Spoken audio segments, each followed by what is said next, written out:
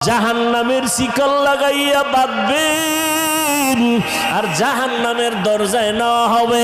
জাহান্নামের দারওয়ান ফেরেশতারা বলবে, আলাম ইয়াতিকুম রাসূলুম মিনকুম ইয়াতলুনা আলাইকুম আয়াত, তোমাদের সামনে কি কোনো ওলি আবদাল কোন রসুল যায় নাই কোরআনের আয়াত পড়ে বয়ান করে নাই? কলু বালা, বলবে হ্যাঁ।